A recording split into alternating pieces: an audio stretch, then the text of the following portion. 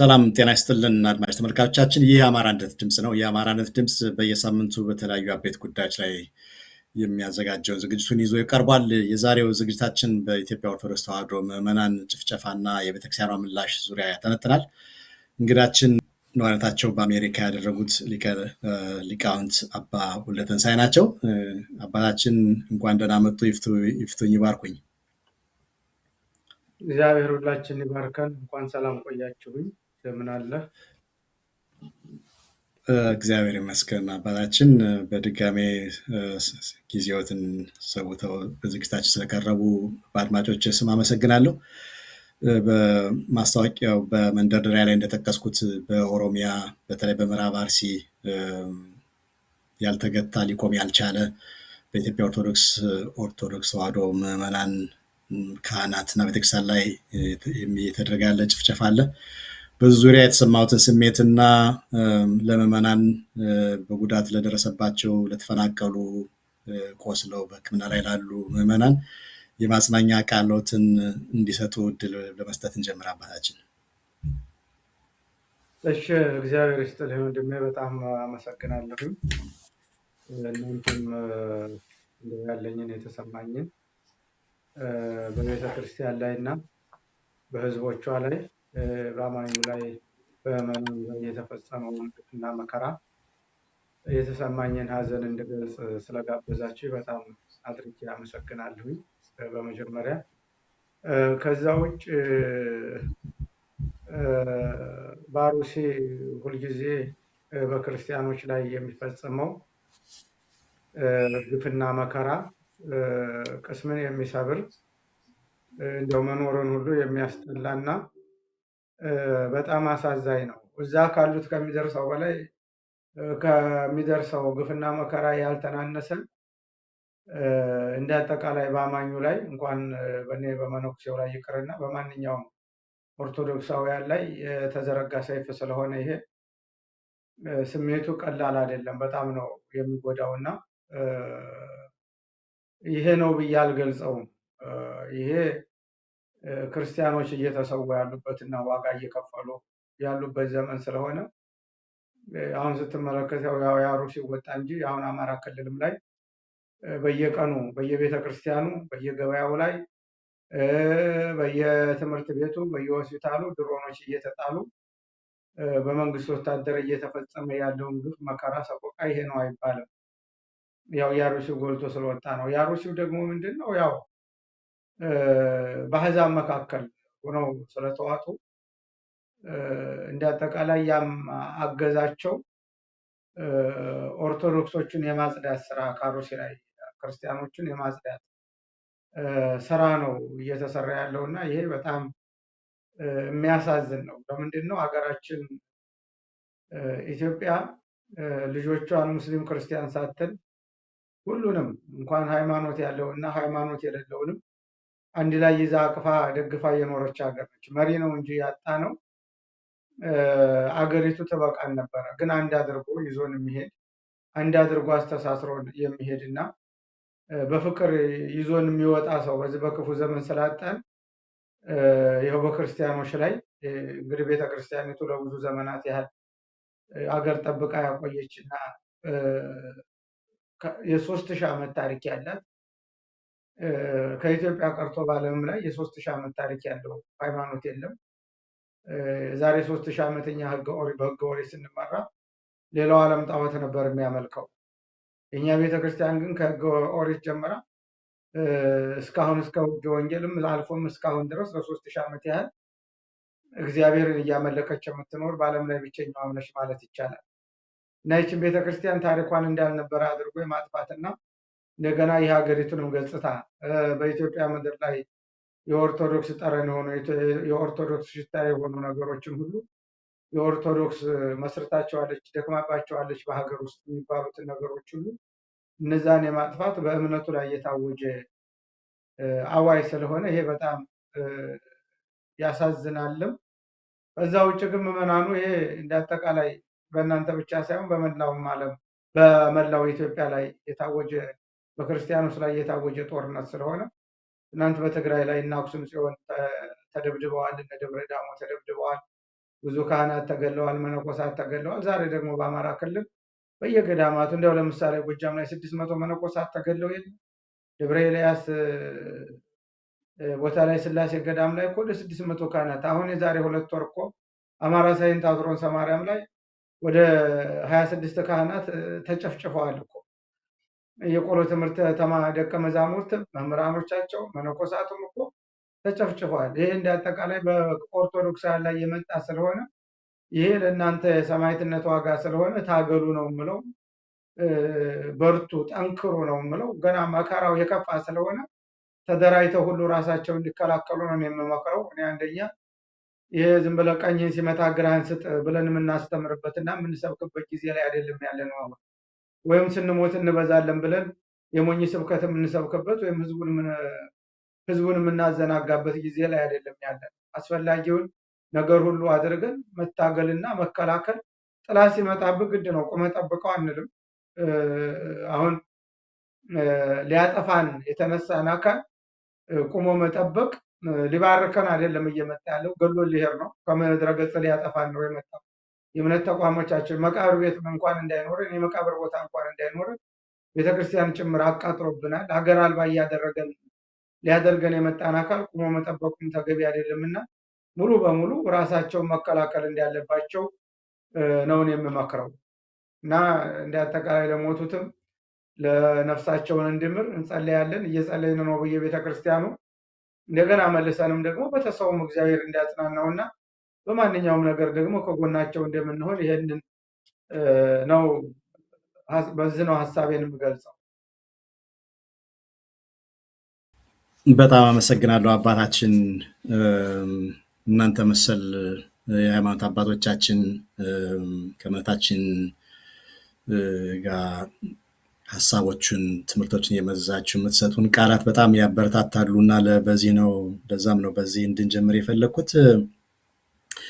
ይሄ እርሶም ያሉት አሁን መጠነ ሰፊ ሀገር አቀፍ በኢትዮጵያ ኦርቶዶክስ እምነት አማኞች በካህናትና በቤተክርስቲያኗ ላይ የተቃጣውን ሀስንትን የተከፈተውን ዘመቻ እኛ ፖለቲከኞች የምንለው አለ። ምክንያቱ እንዲህ ነው የሚፈጸመው በነገሌ ነው እንላለን እና በእናንተ በካህናቱ ግንዛቤ ይህ አይነት ጭፍጨፋ በቤተክርስቲያን በምዕመናን በካህናቱ ላይ የታወጀው ለምንድን ነው? የሚፈጸመውስ በማን ነው ትላላችሁ አባታችን? ይህ እኮ ምንም የሚያሻማ ሁኔታ የለውም። ኢትዮጵያ ላይ በሃይማኖቶች ተከባብረው ህዝቦቿም ተከባብረው የኖሩባት ምድር ነች ሀገራችን እና ይሄ ነገር የመጣው አብይ አህመድ ወደ ስልጣን ከመጣ በኋላ ነው እና የዚህን ኃላፊነት አንደኛ መንግስት አለ፣ ወታደር አለ። በሰላማዊ ህዝብ ላይ ጦር አዝምቶ ከሚጨፈጭፍ እንደነዚህ አይነት ገዳዎች እውነት ገዳዎቹ ሌላ ከሆኑ የት ገብተው ነው? ወደየት እየጠፉ ነው? ቤተክርስቲያን አቃጥለው ህዝብ ገለው ወደየት ነው የሚጠፉት? ወደየት ነው የሚሰወሩት? ሀገሪቱ መንግስት አላት አይደለም? እንደው መንግስት አላት ከተባለ የት እውነት ጠፍተው እየቀሩ ነው? እና ይሄ ምንም የሚያሻማ ነገር የለውም። ይሄ እኮ በመንግስት እየተፈጸመ ያለ ጉዳይ ነው። እነ ብርሃኑ ጁላ እኮ እኛ ዝቋላ ላይ መነኮሳ ሞቱ ሲባል እኛ ዝቋላ ጠባቂዎች አይደለንም ነው ብሎ የተናገረው። ስለዚህ ምንም ለገሌ ብለን የምንሰጠው ነገር የለም። እነሱ ሸኔ ምናምን ይላሉ። ሸኔዎቹ ራሳቸው ናቸው። ሸኔዎቹ ራሳቸው ናቸው ህዝብን እያጠፉ ህዝብን እየገደሉ ያለ። አማራ ክልል ያለውን ክርስቲያን ሄደው ከገደሉ አሩሲ ያለውን ክርስቲያን ለምን ይተውት? ለምንድን ነው የሚተውት? ስለዚህ ለሌላ ለማንም የምንሰጠው አይደለም። አንደኛ ምንድን ነው ሸኔ ምናምን የሚለው ከተጠያቂነት ለመዳን ነው እንጂ ኢትዮጵያ ምድር ላይ ለፈሰሰው ደም ተጠያቂው አሁን መንግስት ነኝ ብሎ ሀገር እመራለሁ ብሎ እየደከመ ያለ እንደገና ህዝብንና ሀገርን አደራጅቶ አንድ አድርጎ መምራት ያቃተው አካል ነው ሙሉ ኃላፊነት መውሰድ ያለበት። ስለዚህ ይሄኛ በሌላ ይፈጸማል ብለን አናምንም። እኔ እንደራሴ አላምንም። ይሄ እየተፈጸመ ያለው አንደኛ እየወጡ የሚያስተባብሉበት መንገድ ወደ እነሱ ነው የሚጠቁመው። እንደዛ የሃይማኖት አይደለም የብሔር አይደለም ምናምን። እንግዲህ የምንድን ነው? የሃይማኖት ካልሆነ የምንድን ነው ጥቃቱ? ያሩሲ የተገደሉት እኮ ሃይማኖተኞች ናቸው። እንደገና ደግሞ አብዛኞቹ እየተመረጡ የሚገደሉት አሩሲ ላይ ከአማራ ክልል በድሮ ዘመን መጥተዋል የሚባሉ ናቸው። እና እንደዚህ አይነት ክርስቲያኖች ናቸው እየታደኑ እየተገደሉ ያሉትና ምልክቱ የሚያሳየው ወደ አመራሮቹ ነው። ይክዳሉ። አልሰማንም እኮ ሁሉ ይላሉ። ዓለም ሰምቶት አዳርሶት እዛው አሩሲ ያለው አስተዳዳሪ መረጃው የለንም አልሰማንም ብሎ ይክዳል። እንዴት ከአሩሲ ወጥቶ በዓለም ዙሪያ ላይ ይሰራጫል? እነሱ እዛ ቁጭ ብለው እና ይሄ ምንድን ነው? ሙሉ በሙሉ የነገል የምንለው ሳይሆን ይህንን የመንግስት መዋቅር ነኝ ብሎ አገር እመራለሁ ብሎ አገር መምራት የተሳነው በህዝብ ላይ ጦር አውጆ ህዝብን እየጨረሰ ያለ አካል ኃላፊነቱን የሚወስደው እሱ ነው እንጂ ማንም አይደለም። ይህንን ነው የምለው። በጣም ጥሩ አባታችን።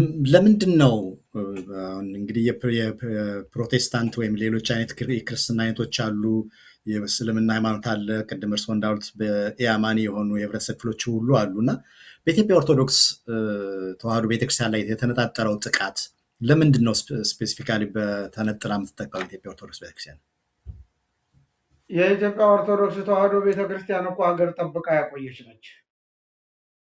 አብይ አህመድ ሀገር አፈርሳለሁ ቢል አሁን ቤተክርስቲያኒቱ አስፈላጊውን መስዋዕት ትከፍላለች እንጂ ሀገሪቱን አታስፈርሰው። ያ ነው ሀገርን ለማፍረስ ወይም ሌላ አዲስ ሀገር ለመመስረት አሁን ያለችውን የኢትዮጵያ ቤተክርስቲያን ማፍረስ አለበት። በመጀመሪያ ባንዲራው ያለው ቤተክርስቲያኒቱ ውስጥ ነው። ታሪኳ ያለው በቤተክርስቲያኒቱ ውስጥ ነው። የኢትዮጵያን ታሪክ የጻፈችው ቤተክርስቲያኒቱ ነች እና ይህችን ሀገር ጠብቃ ቆይታለች ስለሚባል እንዳልነበረች ማድረግ ነው፣ የማጥፋት ነው። በጠቅላላ ታሪኳን የመሰረት ስራ ነው። ሌሎቹ ኋላ የገቡ ናቸው፣ ኋላ ላይ የመጡ ናቸው። ያው ሙስሊሙን አጥፍቶታል፣ ታውቃለህ፣ በየአቅጣጫው አጥፍቶታል። እንደገና እንዳይንቀሳቀስም መሪዎቹን ሁሉ ቀያይረው የራሱን እዛ መሪነትም ላይ የራሱን ሰው አስቀምጧል። ከሙስሊሙም ሰው ቢገደል እንደዚሁ የሚጮህ የለም እንጂ ሙስሊሙን እንግዲህ ከወለጋ እኮ አለ የሚባለው ሙስሊም እኮ ነቅሎ አውጥቶ ገድሏል፣ ፈጅቷል፣ ጨርሷል። ይሄ ነው ያለው እና ቤተክርስቲያኒቱን ታሪኳን የማጥፋት ነው፣ የ3000 ዓመት ታሪኳን የማጥፋት አባዜ ውስጥ ነው ገብቶ ያለው። ሌሎች እኮ የእኛይቱን ቤተክርስቲያን ያህል ታሪክ ያለው ሃይማኖት በኢትዮጵያ ላይ የለም። ይሄ ነው እንግዲህ። በጣም ጥሩ አባታችን። እንዲሁ ዝም ብሎ አንዳንዴ በተለምዶ ከዚህም ከዛም የሚሉ ነገሮች አሉ እና እንደው በስፔሲፊካሊ አንድ ነው ንባባችን፣ እይታችን፣ ግንዛቤያችን። እኛም የምንለው ኢትዮጵያን የማፍረስ ፕሮጀክት አለ።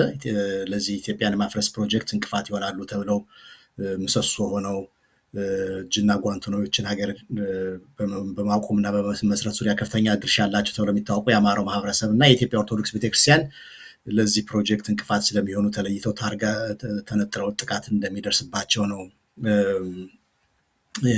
ያለው ግንዛቤ። እውነታውም እሱ ነው።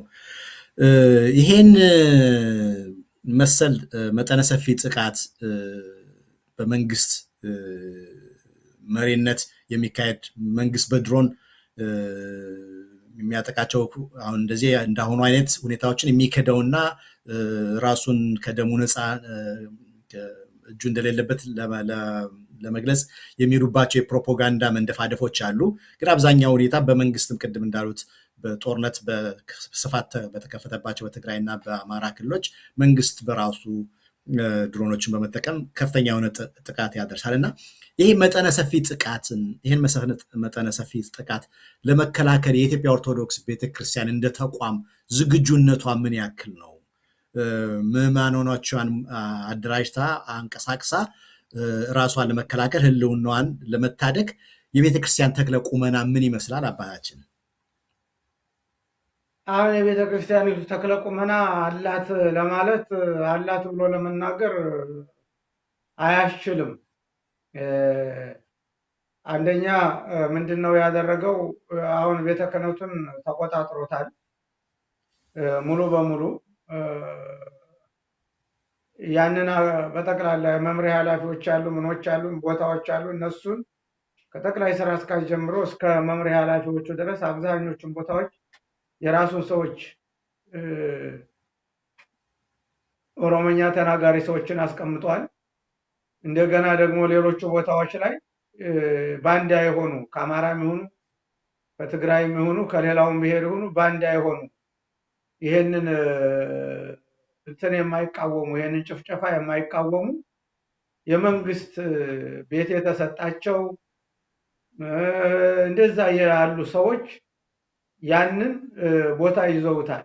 የራሱን ሰዎች እና ባንዳዎችን አሰጋስጓል። ተመርጠው ይዘውታል። እነዛ አካላት አሁን ተጠቃሚዎች ናቸው። አንድ ሰው እኮ የራሱን ሆዱ ከሞላ ወደ ሌላው ወደ አንገት ጭንቅላት የሌለው ሰው ሆዱ ከሞላ ዘወር ብሎ አይመለከትም። በሆዱ ልክ ነው የሚያስበው። ያ ነው ሰው ጭንቅላቱ ጦማዳሪ ከሆነ ምንም እንትን ነገር የለውም፣ ማሰብ አይችልም።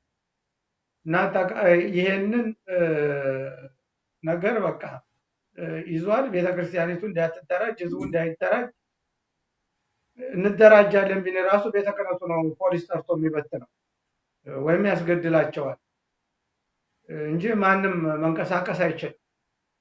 እና ቤተክርስቲያኒቱ አሁን ዜጎቿን የምታድንበት ሁኔታ ላይ አይደለም ያለችው። ተቋም አይደለም ያለችው። እዛ ተቋም ላይ አይደለም ያለችው። ወደ ገንዘብ መሰብሰብ ውስጥ ገብተዋል። እንዳጠቃላይ ወደ ገንዘብ ስብሰባ ነው እንጂ ገንዘብ ውስጥ ተዘፍቀዋል እንጂ አባቶችም ሁሉ ከዛ ውጭ ህዝባችን እያለቀ ህዝባችን እየሞተ አንቀሳቅሰን እንታገላለን የሚል ወይም እናታገላለን የሚል የላቸው። በተደጋጋሚ አልፎ አንዳንድ ሚዲያዎች ላይ የጠቀስኩት ጠቅሰዋለሁ እና ኢራቆች ለምሳሌ እንደ አብነት ስንመለከት ኢራቅ ላይ ክርስቲያኖቹ በጣም ጥቂቶች ናቸው። አይኤስኤስ ተነስቶ የኢራቅን ክርስቲያኖችና የኢራቅን ቤተክርስቲያን ሲያቃጥል ክርስቲያኖቹ ተደራጅተው ባቢሎን የሚል ጦር አደራጅተው ሙሉ በሙሉ አይኤስኤስን ማንም አይደለም ያጠፋው ከኢራቅ ምድር ላይ አሜሪካም ራሻም አይደለችም፣ ወይም ባግዳዶች አይደሉም ያጠፉት። ራሳቸው ክርስቲያኖቹ ተደራጅተው ከምድረ ገጽ ነው እንዲጠፋ ያደረጉት። ኢራቅ ምድር ላይ አሁን አይኤስኤስ የለም።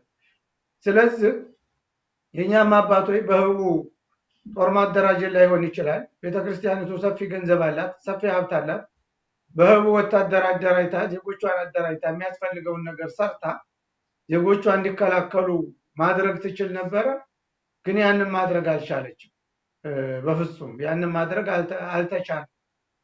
ተዳክሟል። ቤተ ክህነቱ ተዳክሞ ያለ ማለት ትችላለህ። የለም አዳክሞታል። እሱ ውስጥ ገብቶ በትኖታል። እንደገና እዛ ሲኖዶስም ውስጥ ያሉ ጳጳሳቱ ደግሞ አብዛኞቹ የሃይማኖት ጥሪ ተጠርተው የመጡ አይደለም።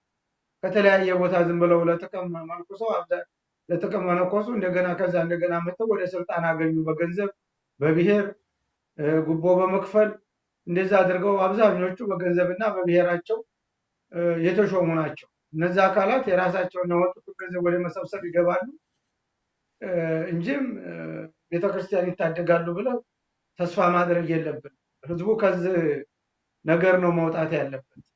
አሁን እኛ እንደዛ ስንል አንዳንዱ ሃይማኖቱ ያልገባው ወይ ቤተክርስቲያኒቱ ያለችበት ሁኔታ ያልገባው አትናገሩብን እነሱን ይላል። ምን እናድርግ? ክርስቶስ እኮ ተሰቅሏል አይደል?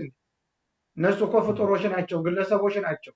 የምናውቃቸው እኛ ጓደኞች ሁሉ እዛ ገብተዋል። ግለሰቦች ናቸው። ቤተክርስቲያኒቱ እኮ በደሞ መሰረታ ክርስቶስ እኮ ተሰቅሏል። እነ ጴጥሮስ እነ ጳውሎስ እኮ ሞተዋል። ለዚህ ቤተክርስቲያን አንገታቸውን ሰጥተዋል፣ በሰይፍ ተቃጥለዋል። የክርስቶስ 120 ቤተሰቦች የሚባሉ ተከታዮች ነበሩት። 12 ሐዋርያት፣ 72 አርድእት፣ 36 ቅዱሳት አንስት እነዚህ ነበሩ 120 ቤተሰቦች የሚባሉ። እነዚህ እኮ መቃብራቸው የት እንዳለ እንኳን አይታወቅም። አጽማቸው የት እንዳለ እንኳን አይታወቅም። በየተራራው እየተፈጩ እየተዘሩ ለቤተ ክርስቲያኒቱ ወንጌል እየሰበኩ ትቢያ ሆነው በየተራራው ተበትነው አጽማቸው ተበትኖ እየተፈጩ ተዘርተው ትቢያ ሆነው ነው የቀሩት። ስራቸው ግን ሕያው ሆኖ ይኖራል። ተመልከቱ፣ ስራቸው ሕያው ሆኖ ይኖራል። እነሱም የህይወት አክሊል አግኝተው ድነዋል። ዋጋ በከፈሉበት ልክ ተሰጥቷቸዋል።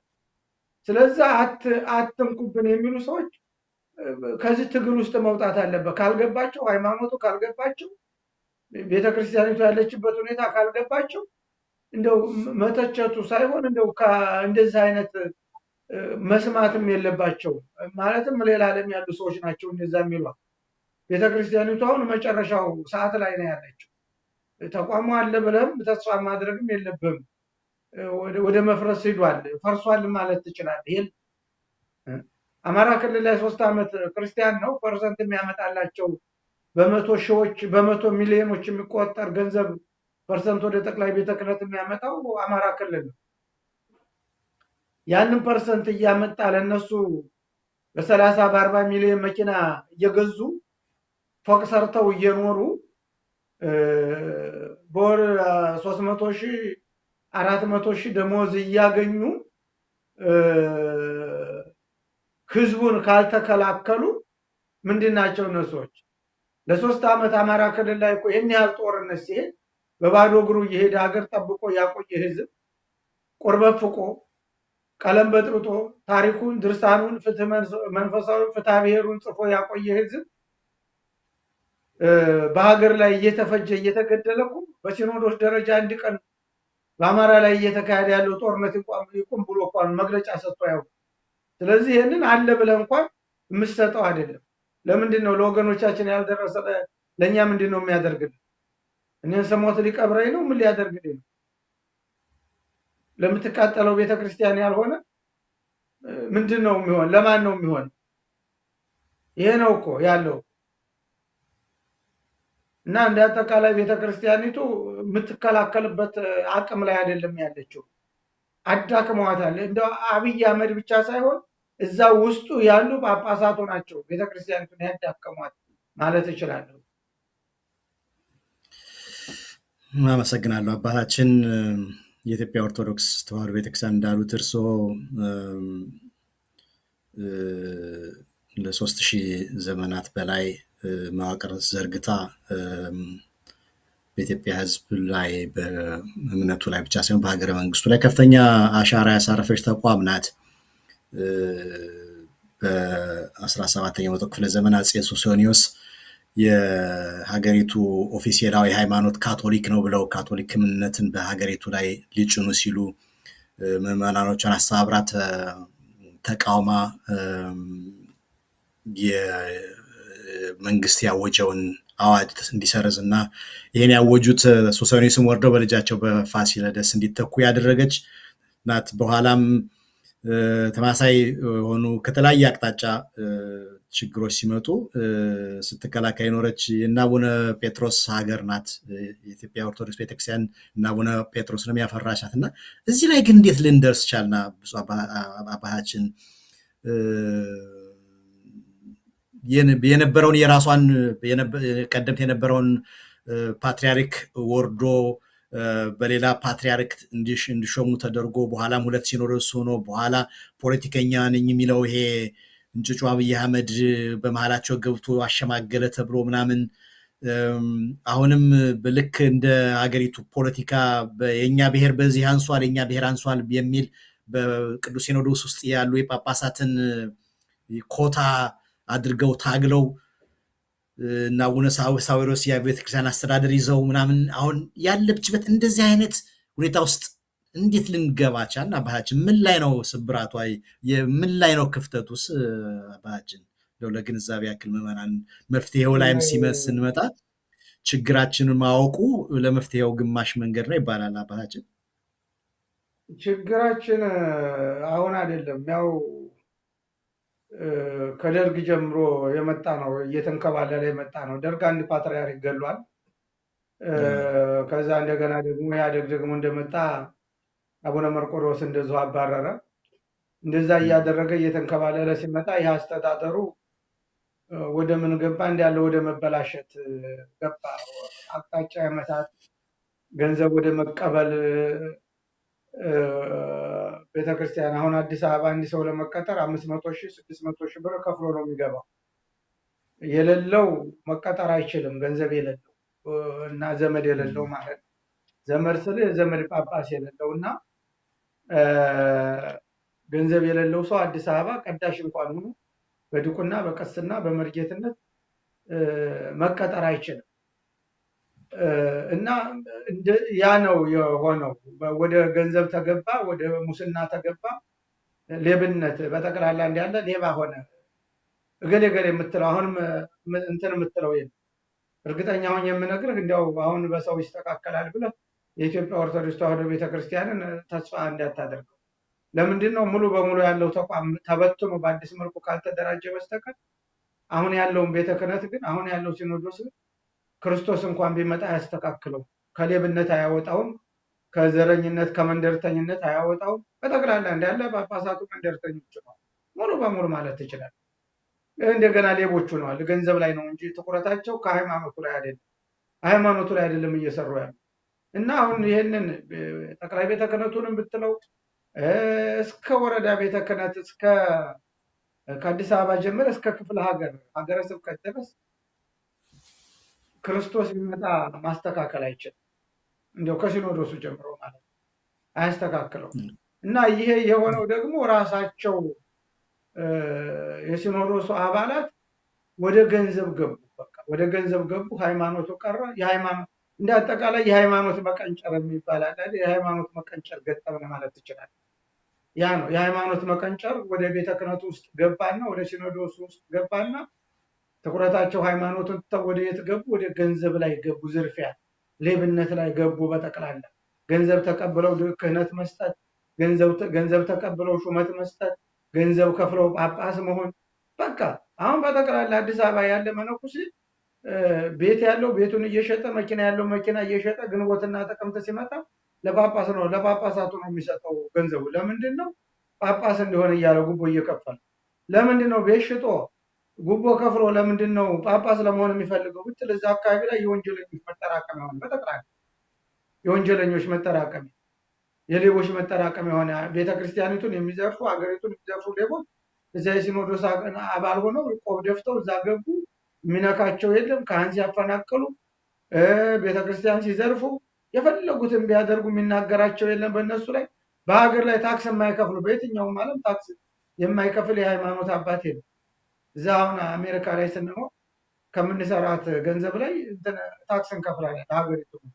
ያ ግድ ነው። የኢትዮጵያ ጳጳሳት ጡረታ እንኳን የላቸውም።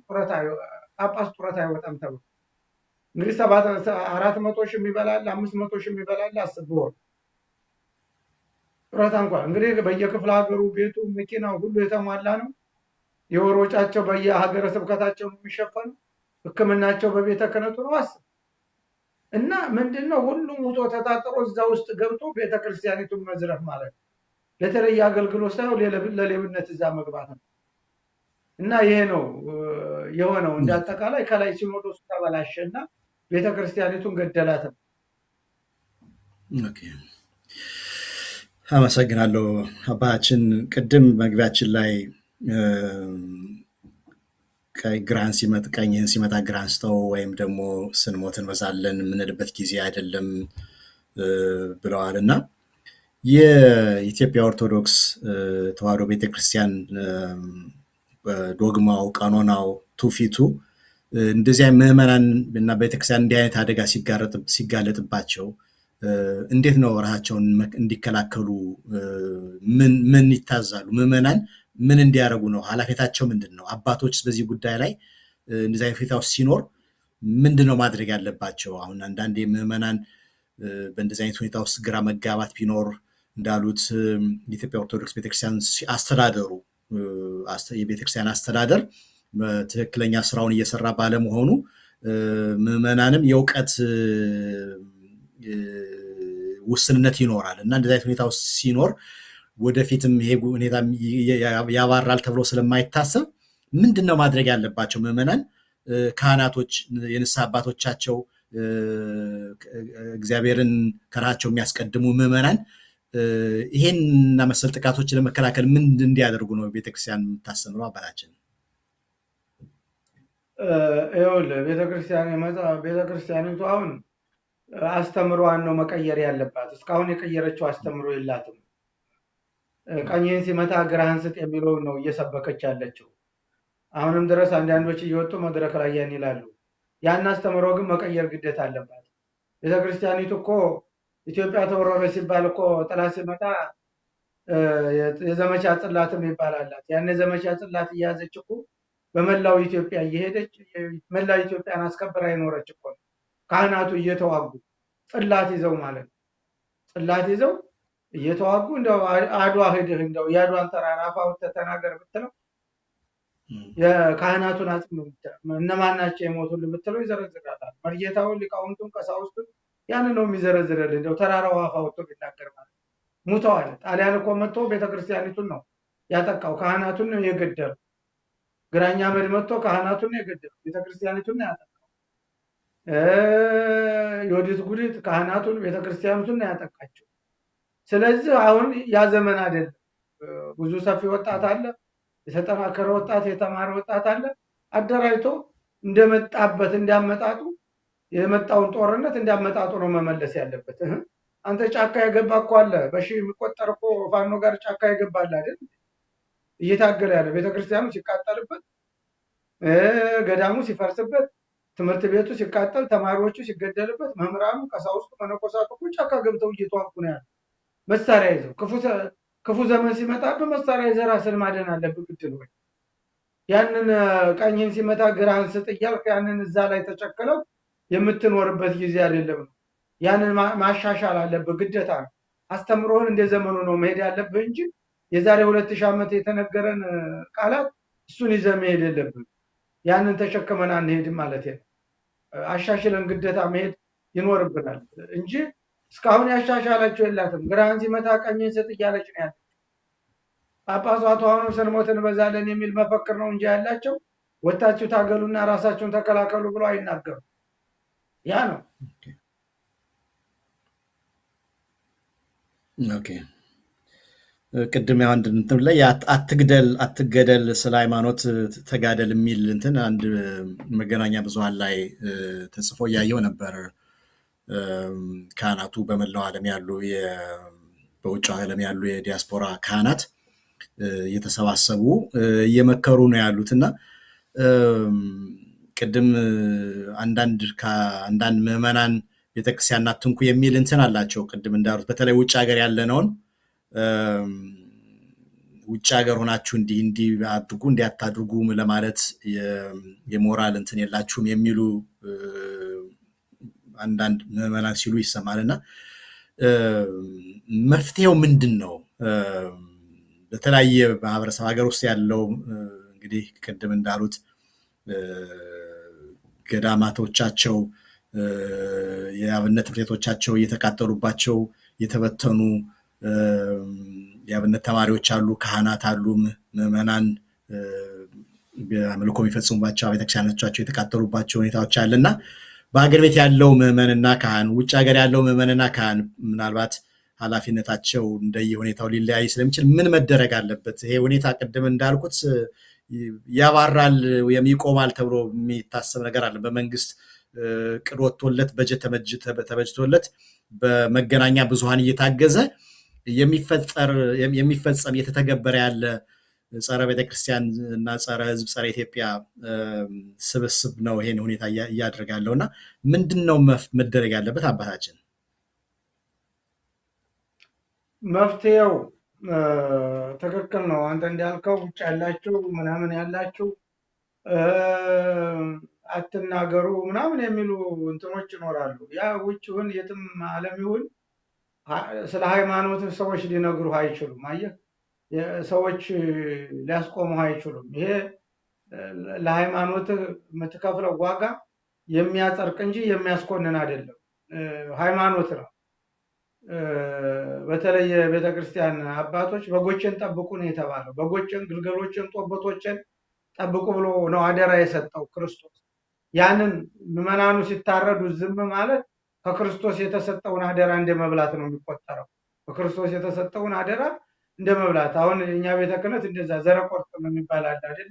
አደራውን በልቷል ማለት ትችላለህ። አደራውን የበላ ተቋም ነው ማለት ትችላለህ። እና መፍትሄው ብየኔ እንትን የምለው መደራጀት ብቻ ነው። በየትኛውም ሀገር ያለው ክርስቲያን በህቡ ተደራጅቶ በይፋ እንኳን ባይደራጅ በህቡ ተደራጅቶ ሰው ሊገድል አይደለም በህቡ የሚደራጀው። ሰው ሊተነኩስ አይደለም የሚመጣበትን ሊያጠፋው የሚመጣውን እንጂ ክርስቲያኖቹ ተደራጅተው በሙስሊሙ ላይ ጦርነት እንዲያውጁ ወይም በሌላው ላይ ጥቃት እንዲያደርሱ አይደለም ተደራጁ የምንለው። እኛ በእኛ ላይ መደረግ የማንፈልገው በሌሎች ሃይማኖት ላይ እንዲደረግ አንፈልግም። ለምንድን ነው? ሌሎቹም ኢትዮጵያውያን ናቸው፣ አገራቸው ነው፣ የትም አይሄዱ። የኢትዮጵያ ሙስሊሞች እኮ ሳውዲ አረቢያ ሄደው እኮ መኖር አይችሉም። አረብ ሀገር እኮ ሄደው በፎቅ ላይ ይወረወራሉ፣ ጥቃት ይደርስባቸዋል፣ ስደተኞች ነው የሚባሉ።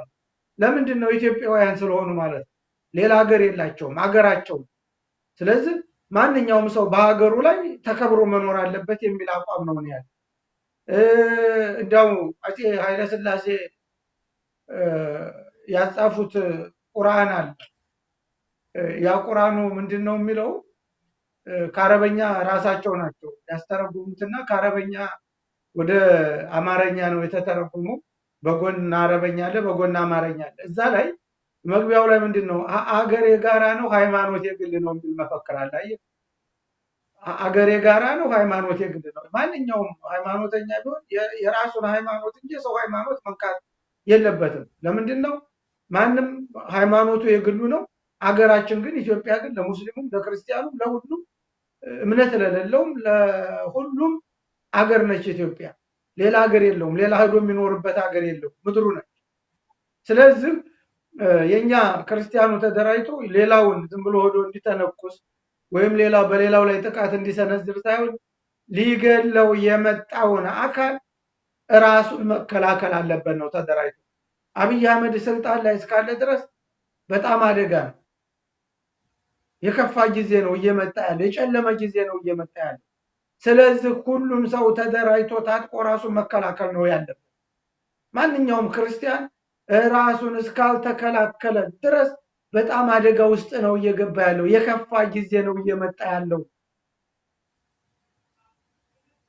አሁን ኢትዮጵያ ለክርስቲያኖች ለኦርቶዶክሳውያን እየሆነች አይደለችም ነው።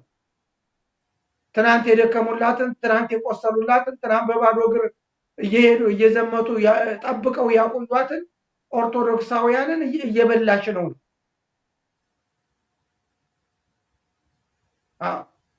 ስለዚህ ምንድነው ማድረግ ያለበት?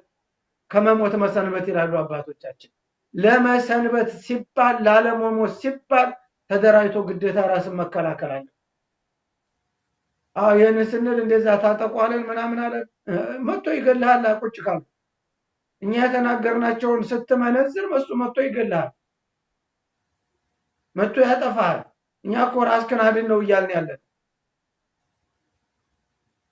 እኛ እኮ ቤተሰቦቻችን በዚህ ወቅት እኮ እየሞቱ ነው ያሉ። ቤተሰቦቻችን እኮ ጦርነት ላይ ነው ያሉት፣ እየተጋደሉ ነው ያሉት፣ እየታገሉ ነው ያሉት፣ እየተዋደቁ ነው ያሉት፣ አልቀዋል።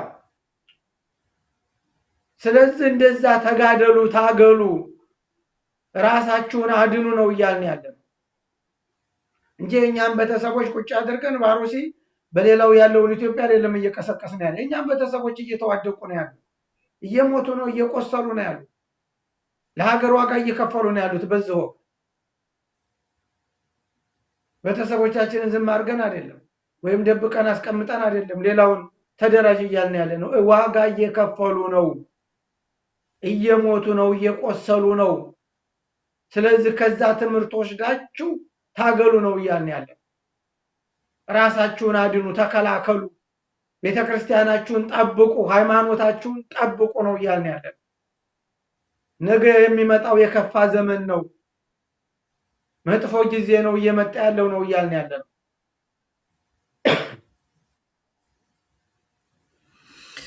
ጥሩ አባታችን፣ ሌላ አማራጭ ስለሌለ ሌላ አማራጭ ምንም የለም። እሺ አባታችን፣ ኃይለ ሥላሴ ለኢትዮጵያውያን ሙስሊሞች ቁርአን ማስተርጎማቸውን አንስተዋል። ከዛም ባለፈ በመካከለኛው ምስራቅ በነቢዩ መሐመድ ጊዜ ሙስሊሞች ጥቃት በደረሰባቸው ጊዜ የኢትዮጵያ ኦርቶዶክስ ተዋሕዶ ቤተክርስቲያን ምዕመናን እና ቤተክርስቲያን አቅፋ ደግፋ ይዛ መቆየቷ ይታወቃል እና ከዛም ባለፈ ሁለቱም ሃይማኖቶች በሁለቱ ትልልቆች ሃይማኖቶች በመከባበር የኖሩ ሃይማኖቶች ናቸው እና በኢትዮጵያ ኦርቶዶክስ ተዋሕዶ ምዕመናን ላይ አማኞች ላይ እና በቤተክርስቲያኗ ላይ ጥቃት ሲፈጸም የሌላ እምነት ተከታይ ኢትዮጵያውያንስ ሚና ምንድን ነው መሆን ያለበት? በዚህ ጊዜ አስቸጋሪ ሁኔታዎች ሲገጥመን እኛ በታሪካችን እንደዚህ አይነት ሁኔታዎች ሲገጥሙን የሌሎች እምነት ተከታዮችስ በቀጥታ የሚሆን በተዘዋዋሪ ኃላፊነት የለባቸውም ወይም ምን ማድረግ ይጠበቅባቸዋል? አባታችን ትክክል ነው። አብሮ መቆሙ ጥሩ ነበረ፣ ግን አብሮ እየቆመ አይደለም። አሁን በአሩሲው ላይ አንዳንድ የሙስሊም ኡስታዞች እነሱ እንደገና ጥሩ ጥሩ የሚባሉ የሃይማኖት ሰዎች ሙስሊሞች አክቲቪስቶች ሊሆኑ ይችላሉ፣ ቲክቶከሮች ሊሆኑ ይችላሉ። እነሱ አሁን በጣም እንደውም ከኦርቶዶክሱ በላይ ነው ድምፃቸውን ሲያስተጋቡ የነበሩት። አንዳንድ ኡስታዞችም እንደዛው ሀዘናቸውን ሲገልጹ አይቻለሁኝ። ያ ነው መሆንም ያለበት፣ እንደሱ ነው።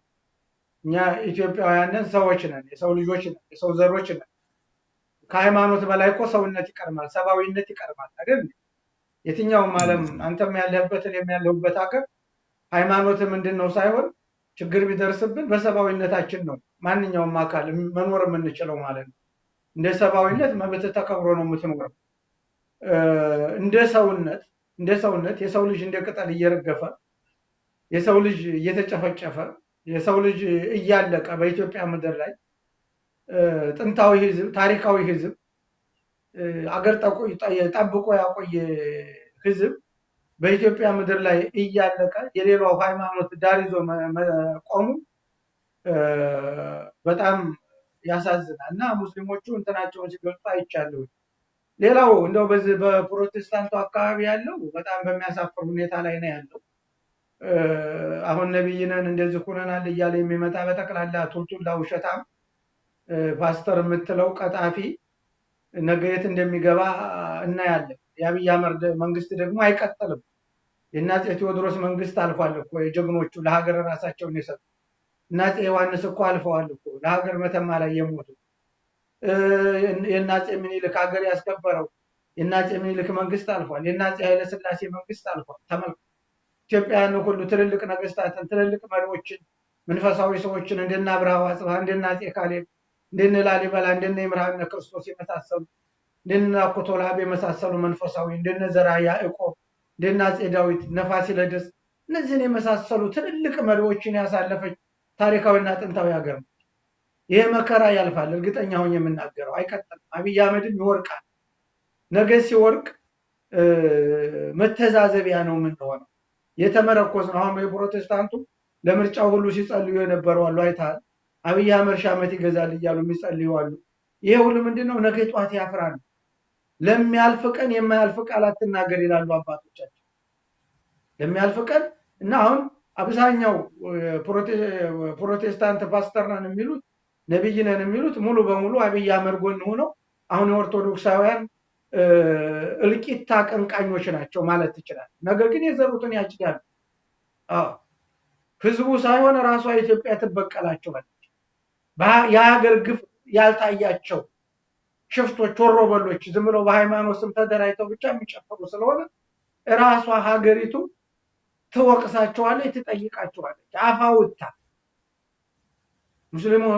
ሙስሊሞቿ ክርስቲያን ይሙት ብለው ይጸልያሉ ብዬ አላምንም። በእውነት እግዚአብሔር ለሚያውቅ የእሱ ደጋፊዎች የተወሰኑ ኡስታዞች ምኖች ሺዎች ይኖራሉ። ግን አብዛኛው ሙስሊም የእሱ ደጋፊ አይደለም። ሙስሊሙ እኮ አኩርፎ ውጭ ነው ያለው፣ ውጭ ነው ያለው። መሪ የመረጠላቸው እኮ እሱ ነው፣ ወስዶ ያስቀመጠላቸው።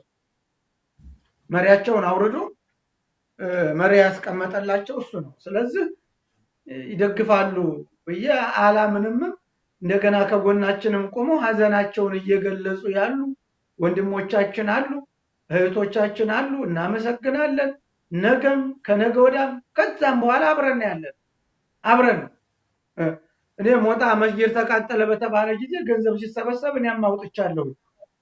አይተህ ከሆነ ማለት ነው ሲቀባበሉት ነበረ ማህበራዊ ሚዲያ ላይ። እኔም ልኬያለሁ። ለምንድን ነው ያን ያደረኩት? መስጊድ መቃጠሉን ስለማልደግፍ ማለት ነው። መስጊድ መቃጠሉን ስለማልደግፍ የትኛውም የሃይማኖት ተቋም የህዝቡ መጽናኛ ነው ብዬ አምናለሁ። ያዘነ ህዝብ መጽናኛ ነው፣ የከፋው ህዝብ መጽናኛ ነው። የተበደለ ህዝብም ከሃይማኖት ተቋም ውስጥ ሂዶ ነው ተጠልሎ ጊዜ የሚያሳልፈው። ያ ስለሆነ ማለት ነው አብረን በሙስሊሙና በክርስቲያኑ ማህበረሰብ ውስጥ ስላደግ እነዛ አብረውን ያደጉት ወንድሞቻችን እህቶቻችን እንዲሞቱብን እንዲጎዱብን አንፈልግም። ቤተ አምልኮ እንዲያጡ አንፈልግም። ለምን በሀገራቸው ላይ የት ይሄዳሉ? እና ነገም እነሱም ከኛ ጎን ናቸው፣ እኛም ከነሱ ጎን አንለያይም። አሁን ድራማ እየሰራ ያለው የፕሮቴስታንቱ ነው አብይ የኛ ነው በሚል እዛ አካባቢ ላይ ያሉ በጣም በሚያሳፍር ሁኔታ ኢትዮጵያ ላይ እየተፈጸመ ያለውን ወንጀል ክደው ከወንጀለኛ ጋር ከደም አፍሳሽ ጋር ተሰልፈው እያጨበጨቡ ያሉ አሉ። ያ ደግሞ የዘራውን ያጭዳል ያለ ግድ ነው። መጽሐፉ ነው ሰው የዘራውን ያጭዳል የሚለው መጽሐፍ ቅዱሱ ነው። ተሸክመውት የሚሄዱት መጽሐፍ ቅዱስ ነው። እያጣመሙ የሚተረጉሙት የዘራውን ያጭዳል ያለ ያ ነው እንጂ አንድ ላይ መቆም ግዴታ ነበር ለማለት። እውነት ነው አባታችን። ጥሩ ተካብሮ የኖረ ህዝብ ነው። በአስቸጋሪ ጊዜ ኢትዮጵያ ለነቢዩ መሐመድና ተከታዮቻቸው በመቆሟ ነው እስካሁን በታሪክ ድረስ ለሀበሻ እና ለጥቁር ህዝብ አጠቃላይ ኢትዮጵያውያን እንደ ባለውለታ ተደርጋ በመካከለኛው ምስራቅ በብዙ ህዝብ ዘንድ የሚታወቀው በአስቸጋሪ ጊዜ ሙስሊም ያልሆኑ ክርስቲያን የሆኑ ኢትዮጵያውያን በመቆማቸው እና የኢትዮጵያ ኦርቶዶክስ ቤተክርስቲያን ምዕመናን እና ካህናት ቤተክርስቲያን ችግር ሲደርስባት የሌላ እምነት ተከታዮች በችግር ጊዜዋ መቆም ነግበኔ ነው እንዳሉት በጣም አስፈላጊ ነው። ብፁዓን አባቶች እንዳሉት በመንግስት ጋር የቆሙ የግል ጥቅማቸውን ያስከበሩ ወይም ያስቀደሙ አሉ። ምናልባት በቤተክርስቲያን ላይ ቁጥራቸው ትንሽ ይሆናል እንጂ ቤተክርስቲያንና ምዕመናን በካህናቱ ላይ የተከፈተው ጦርነት ወይም እልቂት የሚያሳስባቸው ይኖራሉ እና ከነሱ ጀምሮ ጉዳዩ የሚያሳስባቸው ትክክለኛ ማኝ የሆኑ ጉዳዩ የሚከነክናቸው የምዕመናን ጥቃት፣ የቤተክርስቲያን ጥቃት፣ የካህናት ጥቃት ወይ ግድያ የራሳቸው ጥቃት አድርገው የሚቆጥሩ የሃይማኖት አባቶች እንዳልኩት ቁጥራቸው ሊያንስ ይችላል እንጂ መኖራቸው አይቀርም አባታችን እና ከነሱ ጀምሮ ምን መደረግ አለበት በሚለው እናጠቃልና ወደፊት ምዕመናንን ዳሰናል። የቤተክርስቲያንን ወቅታዊ ሁኔታ ዳሰናል። አጠቃላይ የቤተክርስቲያን አስተዳደራዊ መዋቅሯ አሁን ባለው ሁኔታ ውስጥ ምዕመናንን ለመከላከል በሚያስችል ቁመና ላይ አለመሆናቸውን አይተናል። ከዚህ ወጥተን ቤተክርስቲያኗ እና ምዕመናን በተረጋጋ ሁኔታ ሰላማዊ ሁኔታ ያለበት ሁኔታ ውስጥ ሆነን እንደ ማንኛውም ኢትዮጵያዊ እምነታችን የተከተልን በእምነታችን የሌላውን እምነት አክብረን በእኩልነት የምንኖርባት ሀገር እንድትኖር መደረግ ባለባቸው ሁኔታዎች ላይ ማጠቃለያዎትን ያቅርቡልኝ አባታችን። ትክክል ነው። በዚህ በብፁዓን አባቶች አካባቢ ላይ ሁሉም ተመሳሳይ ናቸው ብለን እንትን አንልም። አንዳንድ አባቶች አሁን እየወጡ እየተናገሩ ነው፣ እየወጡ እየጮሁ ነው፣ ድምፅ እያሰሙ ነው። የነዛን ክሬዲት ዝም ብለን አናጥፈውም። ለምንድን ነው እዛው ሀገር ውስጥ ሆነው የሚናገሩ ስላሉ። እነዛም አሁን ተናገራቸው ተብሎ ሁሉ ይሸማቀቃሉ። ለምን እንደዛ ያላቸው ተብለው ያገሏቸዋል። በቤተ ክህነት የሚፈልጉት ነገር ቢኖር እነዛ የሚፈልጓቸው ነገሮች ሁሉ እንዳይሟሉላቸው ሁሉ ያደርጓቸዋል። ለምንድን ነው ለምን ትናገራላችሁ ተብሎ ማለት ነው። የዛ አይነት ነው የሚደረገው። ግን እንደዛ የሚሉ የሚናገሩ አሉ። የተወሰኑ በቁጥር አባቶች አሉ። እንደው ከ4 ከ5 አይበልጡም፣ ጥቂቶች ናቸው። ከ4 ከ5 አይበልጡም የሚናገሩት ያለው መከራ ገብቷቸው ተረድተው የህዝቡ መከራ ተረድተው ከአራት እና ከአምስት እንዲያው ከአምስት በላይ አይሆኑ ቢቆጠሩ ማለት ነው። ስለምናውቃቸው ነው። እነዛ አባቶች ድምፃቸውን ያስተጋባሉ፣ ይጮሃሉ፣ በየክብረ በዓሉ በየምኑ ይናገራሉ። ግን ተውጠዋል። እነዛ ተውጠዋል፣ ታፍነዋል። ምንድነው ሌላው ይሄ ካድሪው መጥቶ ተሰብስቦ የገባ በደህንነት እየተመረጠ በገንዘቡ በብሔሩ መጥቶ እዛ የገባ አካል ምንድነው አፍኗቸዋል፣ ታፍነዋል። እነዛ በሲኖዶስ መወሰን አይችሉም። ስለ ሀገር መጮህ አይችሉም። ለዛ ነው ሲኖዶስ እኮ አንድ ቀን እንኳን አማራ ክልል ላይ ያለው ጦርነት ይቁም ብሎ እንኳን መግለጫ አውጥቶ የማያውቀው ወይም ገዳይን አብይ አህመድን አንድ ቀን አውግዞ የማያውቀው ለዛ ነው። እዛ ውስጥ የራሱን ሰዎች ሙሉ በሙሉ ቀይሯቸዋል። ውስጡ በጥቅም በምኑ ደልሎ ይዟቸዋል። እና ያ ነው። ግን ያ ሁሉ የሚጠቅም ነገር የለም። ወደ ራሳቸው ተመልሰው ያከበረቻቸው የሾመቻቸው ሁሉን ነገር አሟልታ ያዘቻቸው ቢታመሙ የምታሳክማቸው በህይወት እያሉ 300 400 ሺህ በወር እየከፈለች አንቀባራ ከነ ቤተሰቦቻቸው የያዘቻቸው ማለች ቤተክርስቲያን። እሺ ቤተክርስቲያን ደግሞ እየተቃጠለች እየፈረሰች መመናኖቿ መንጋው እየታረደ እየተበተነ ነው ያለ። ወደዚህ ነገር ቢመለሱ ነው ማለት ወደ አይምሯቸው ተመልሰው እንደው ለሃይማኖታችን ያደረግነው ምንድነው ለቤተክርስቲያኒቱ እየሰራን ያለነው ምንድነው ብለው ራሳቸውን ፈትሸው ራሳቸውን አስተካክለው ሰው እኮ መቼም እንኳን እንደ ተቋም ይቅርና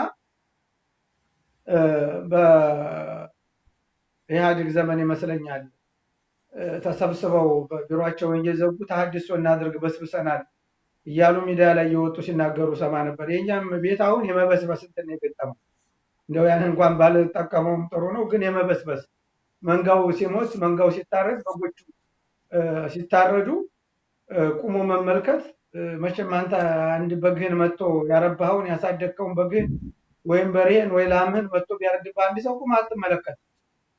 ለምንድን ነው? ከነሱ የምታገኘው ጥቅም ስላለ ማለት ነው። ከላሞቹ ወተት ታገኛለህ። በሮቹን የምታርስባቸው ናቸው። በጎቹን ሽጠህ ለልጆች ልብስ ለልጆች ቀለም የምገዛባቸውና ብዙ ጥቅም ታገኝባቸዋል። የእኛም አባቶች ከበጎቹ ብዙ ጥቅም ያገኛሉ። ገንዘባቸውን እየወደዱ በጎቹን ከጠሉ በጣም አደጋ ነው የሚሆነው።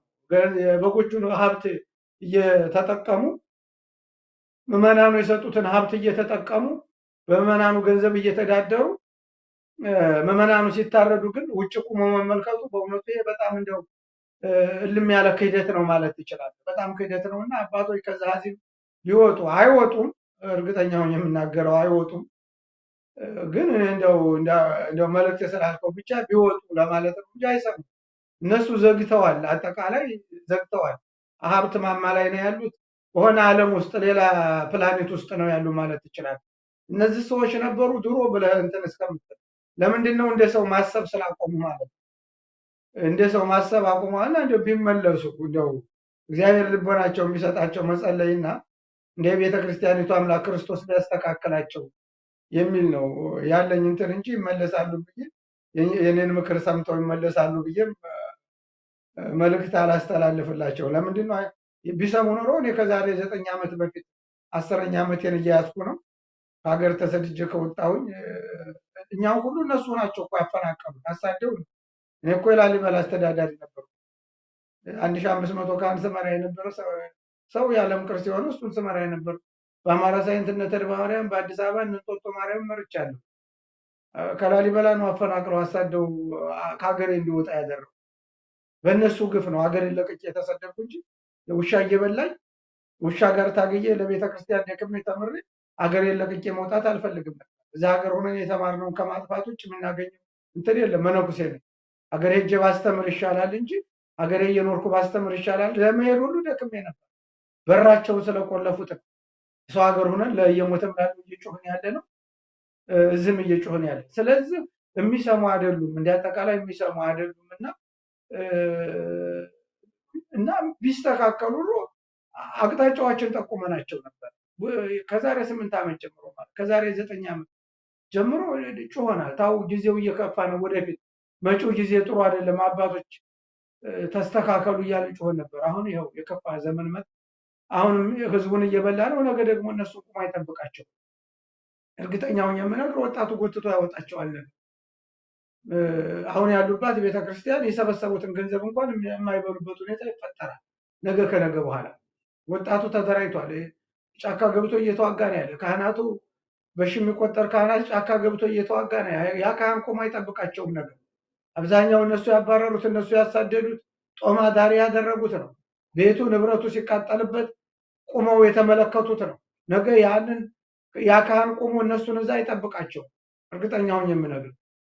ስለዚህ እንዲያጠቃላይ ነገ በእነሱ ላይ የከፋ ጊዜ ነው የሚመጣው ነው። እንዲያጠቃላይ የከፋ ጊዜ ይመጣልና እንደው ወደ አእምሯቸው ቢመለሱ ከወረዱበት ማማ ዝቅ ቢሉ ከተሰቀሉበት ማማ ላይ ዝቅ ቢሉ እንደ የተወሰነ ቢወርዱ እንደ ሰውና እንደ አባት እንደ መንጋው ጠባቂ አስበው ቢወርዱ በገንዘብ ባያስቡ ነው። እንደው ይሄን ያህል ሀብት አለ ምን ይመጣል የሚለው ነገር አቁመው ዝቅ ብለው እንደው መንጋው ጋር ቢያስቡና ቢመለከቱ ጥሩ ነው። ነገም ለመጪውም ጊዜ አብሮ ከህዝቡ ጋር ለመኖር ከወጣቱ ጋር ከካህናቱ ጋር አብሮ ለመኖር ምን ማድረግ ቢመለሱና ትንሽ ቢስተካከሉ ጥሩ ነው አባቶቻችን። ከዛ ውጭ ግን በየወጡ የሚጮሁትን እየወጡ የሚያለቅሱትን አባቶች እነሱን ክሬዲት አናት። አባቶቻችን በርቱ፣ አብረናችሁ ነው ያለ ነው፣ ልጆች አሏችሁ፣ በርቱ ብለን ጠንካራዎቹን አባቶች ደግሞ እናበረታታለን። ያ ነው ያለ።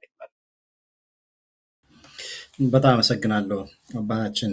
እኔም በግሌ ለእውነት ቆማችሁ ከሀገራችሁና ከቤተክርስቲያን ተባራችሁ በስደት ክንደኛ በስደት የምትንገላቱ ካህናት አላችሁ። በስደት የሚኖረውን ክርስቲያን የምታበረታቱና እንደዚህ አይነት ወቅታዊ ሁኔታዎች ሲፈጠሩም ፊት ለፊት ወጣችሁ ስለምትጋፈጡ በግሌ አመሰግናለሁ። ትልቅ ክብርም አለኝ አባታችን። በጣም ነው የማመሰግነው ለዚህ ፕሮግራም መሳካት ይህን አይነት ጥሩ ገለጻ ስላቀረቡልን አድማጮቻችንና ተመልካቾቻችን። አድማጮቻችንና ተመልካቾቻችን የዛሬው የአማራነት ድምፅ ሳምንታዊ ፕሮግራም በኢትዮጵያ ኦርቶዶክስ ተዋሕዶ ምዕመናንና ቤተክርስቲያኗ ላይ የተካፈተውን ጥቃትና የቤተክርስቲያኗን ምላሽ የዳሰስንበት ፕሮግራማችን ይህን ይመስል ነበረ። እንግዳችን ሊቀ ሊቃውንት አባ ወልደ ትንሣኤ ነበሩ። አባታችን በጣም አመሰግናለሁ። ይህን ፕሮግራም አዘጋጅቼ ያቀረብኩላችሁን ያስከብር ገብሩ ነበርኩ። በተመሳሳይ ፕሮግራም እስከምንገናኝ አመሰግናለሁ። ተመልካቾቻችንና አድማጮቻችን ይህን መሰል አይነት ፕሮግራሞች እንዲደርሷችሁ ብዙ ሰው እንዲመለከተው እሺ፣ በጣም አመሰግናለሁ አባታችን።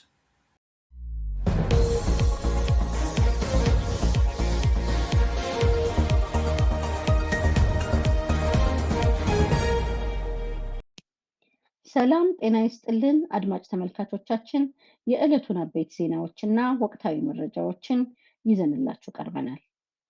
ከፖለቲካ ትንታኔዎች እስከ ጦር ሜዳ ውሎች በትክክለኛ መረጃ ላይ ብቻ የተመሰረቱ ትኩስና ሰበር ዜናዎችን እንዲሁም ወታደራዊ መረጃዎችን በዝርዝር ወደ እናንተ እናደርሳለን። ለቻናላችን አዲስ የሆናችሁ ተከታታዮቻችን ትኩስና የተረጋገጡ መረጃዎች በፍጥነት እንዲደርሷችሁ ሰብስክራይብ፣ ላይክ በማድረግ ቤተሰብ እንድትሆኑ በአክብሮት እንጋብዛለን። ለሌሎች ተደራሽ እንዲሆን በማጋራት አግዙን። ቀጥታ ወደ ዝርዝር ዜናዎቹ አልፋለሁ። አብራችሁን ቆዩ።